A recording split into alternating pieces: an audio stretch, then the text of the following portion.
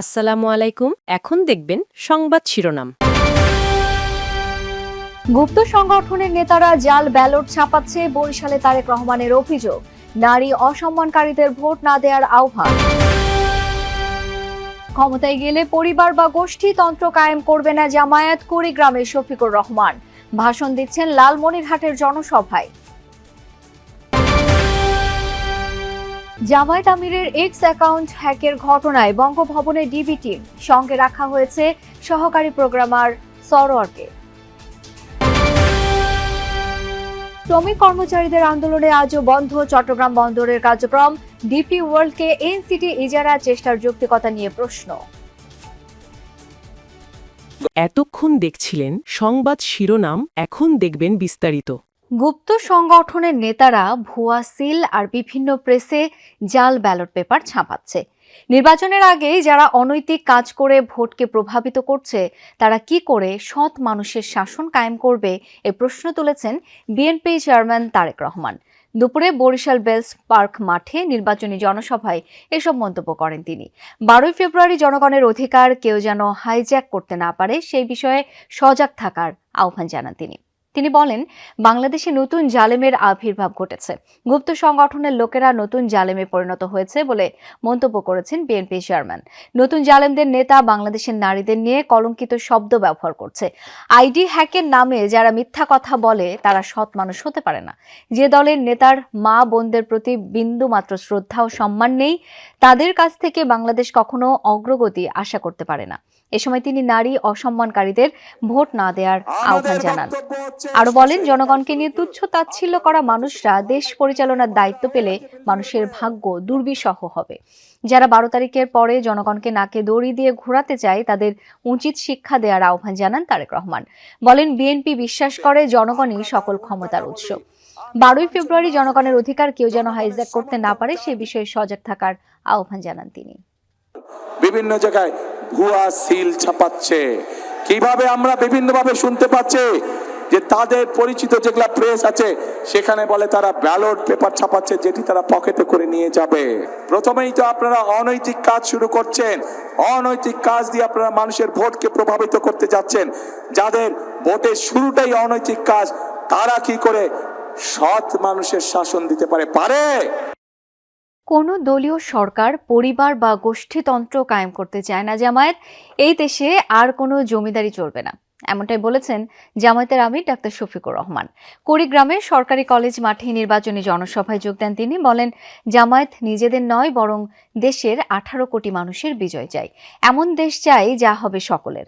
ক্ষমতায় গেলে বিদেশে পাচারকৃত অর্থ ফিরিয়ে এনে রাষ্ট্রীয় কোষাগারে জমা দেওয়া হবে বলেও মন্তব্য করেন জামায়াত আমির। কুড়িগ্রামের পর লালমনিরহাট ও টাঙ্গাইলে জনসভায় যোগ দেবেন ডাক্তার শফিকুর। এর আগে সকাল থেকেই নির্বাচনী জনসভায় আসতে শুরু করেন আশপাশের বিভিন্ন জেলার জামায়াত সহ 11 দলীয় জোটের নেতাকর্মীরা। 12 তারিখের প্রথম ভোট সারা জাতিকে, কুড়িগ্রামবাসীকে নিয়ে, সবাইকে নিয়ে। তারপরের ভোট সরকার গঠনের জন্য, ইনসাফ ভিত্তিক রাষ্ট্র কাঠামো গড়ে তোলার জন্য, বেইনসাফি দূর করার জন্য, বৈষম্য দূর করার জন্য, চাঁদাবাজদেরকে রুখে দেওয়ার জন্য, দুর্নীতিকে লাল কার্ড দেখানোর জন্য, আধুনিক বাংলাদেশ কায়েম করার জন্য। জামায়াতে ইসলামীর আমির ডাক্তার শফিকুর রহমানের এক্স অ্যাকাউন্ট হ্যাকের ঘটনায় আটক রাষ্ট্রপতির কার্যালয়ের আইসিটি শাখায় কর্মরত মোহাম্মদ সরোয়ার আলমের জড়িত থাকার প্রাথমিক তথ্য প্রমাণ পাওয়া গেছে বলে ডিবির পক্ষ থেকে জানানো হয়েছে। জড়িত ব্যক্তির জিজ্ঞাসাবাদ চলছে, জব্দ করা হয়েছে তার সব ডিভাইস। এই ঘটনাটি কিন্তু জামাতের নেতা কর্মীরা, বিশেষ করে জামাতের শীর্ষ নেতার এক্স অ্যাকাউন্ট হ্যাক, এবং সেই অ্যাকাউন্টটি হ্যাক করেছে বঙ্গভবনের যে রাষ্ট্রপতির যে কার্যালয়, সেই কার্যালয়ের একজন সহকারী প্রোগ্রামার। এবং তার যে মেইলটি, সেই মেইল অ্যাকাউন্টটি কিন্তু শুরুতেই জামাতের আমিরের যে এক্স অ্যাকাউন্ট হ্যাকের পরপরই কিন্তু জামাতের তরফ থেকে কিন্তু বলা হয়েছিল যে এই অ্যাকাউন্টটি এই মেইল থেকে হ্যাক করা হয়েছে।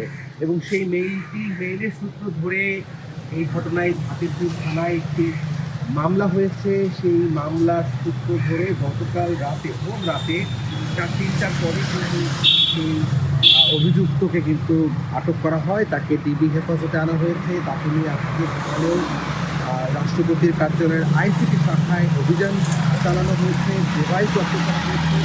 পুলিশের ঊর্ধ্বতন কর্মকর্তা যারা আছেন তারা জানিয়েছে যে প্রাথমিকভাবে তাদের যে ধারণা অনুমান সেটি হচ্ছে যে এই মেইল থেকেই এই টুইটারের যে অ্যাকাউন্টটি সেই অ্যাকাউন্টটি হ্যাক করা হয়েছে। যদিও এটি নিয়ে তথ্য প্রযুক্তি বিশেষজ্ঞ যারা আছেন তারা বলছেন যে এটি সম্ভব না কোনোভাবেই, মানে একটি মেইল থেকে একটি আইডি হ্যাক করা, সেখানে বারবার করে ক্রমান্বয়ে পোস্ট করা, বিভিন্ন কিছু পোস্ট করা সেটি সম্ভব নয়, প্রযুক্তি বিশেষজ্ঞরা বলছেন।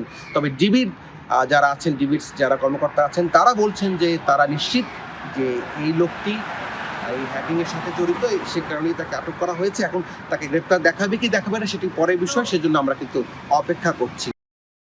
চট্টগ্রাম বন্দরের নিউমোরিং কন্টেইনার টার্মিনাল বিদেশি কোম্পানি ডিপি ওয়ার্ল্ডের কাছে ইজারা দেওয়ার সিদ্ধান্তের প্রতিবাদে আজ থেকে অনির্দিষ্টকালের কর্মবিরতি শুরু করেছেন শ্রমিক কর্মচারীরা। এর আগে শনিবার থেকে 3 দিন 8 ঘন্টা করে এবং মঙ্গলবার 24 ঘন্টা কর্মবিরতি পালন করেন তারা। কন্টেইনার হ্যান্ডেলিং সহ সব ধরনের কাজ বন্ধ রেখেছেন আন্দোলনকারীরা। এতে কার্যত অচল হয়ে পড়েছে দেশের প্রধান সমুদ্র বন্দর। বন্ধ হয়ে গেছে আমদানি ও রপ্তানি কার্যক্রম, তৈরি আমদানি রপ্তানি পণ্যের জট। সংযুক্ত আরব আমিরাত ভিত্তিক ডিপি ওয়ার্ল্ডকে নিউমোরিং কন্টেইনার টার্মিনাল এনসিটি ইজারা দেওয়ার সিদ্ধান্ত বাতিল না করা পর্যন্ত আন্দোলন চালিয়ে যাবার ঘোষণা দিয়েছেন আন্দোলনরত শ্রমিক কর্মচারীরা। ডিভিশনের যে সিদ্ধান্ত সেটিকে ভায়োলেট করে গতকালকে ওনারা বিভিন্ন মিটিং করেছেন কি করে এনসিটি দিয়ে দেওয়া যায়। তা আমরা এটা তীব্র নিন্দা জানাচ্ছি। গতকালকে থেকে আমাদের কোনো জাহাজ ছেড়ে যায়নি, আমাদের জাহাজ ঘাটগুলো সম্পূর্ণ, আমাদের যে টাগবোটগুলো আছে এবং পাইলট ভেসেলগুলো আছে সবগুলো বন্ধ আছে। চলছে নির্বাচনী ডামাডোল, ব্যয় হচ্ছে অর্থ। ভোটকে কেন্দ্র করে বাজারে তারল্য প্রবাহ বাড়ায় মূল্যস্ফীতি উস্কে যাবে। বিশ্লেষকরা বলছেন সরকারি নির্বাচনী ব্যয় প্রায় ৩,০০০ কোটি টাকা। অন্যদিকে প্রার্থীরাও খরচ করছেন হিসাব ছাড়া, ফলে বাজারে পণ্যের অতিরিক্ত চাহিদা তৈরি হয়েছে। এতে উস্কে যাচ্ছে পণ্য মূল্য। সহনীয় হয়নি মূল্যস্ফীতি। সার্বিক মূল্যস্ফীতির হার এখন 8.৫%। তার মধ্যে খাদ্য মূল্যস্ফীতির হার এখনো প্রায় 8%। তবে 9%-এর বেশি খাদ্য বহির্ভূত মূল্যস্ফীতির হার, যা অস্বস্তিকর। ব্যয়ের চাপে নাজেহাল নিম্ন ও মধ্যশ্রেণীর বিপুল সংখ্যক মানুষ। কঠিন এই সময়ে এসেছে নির্বাচন। ভোট উৎসবকে ঘিরে উঠছে টাকা। নির্বাচন পরিচালনায় সরকারের ব্যয় হচ্ছে ৩,০০০ কোটি টাকার বেশি। আসন প্রতি ব্যয় দাঁড়াচ্ছে 10.৫ কোটি টাকা। নির্বাচন কেন্দ্রিক সরকারি ব্যয়ের খাত অনেক। দেশের প্রত্যন্ত এলাকায় পৌঁছাবে অর্থ।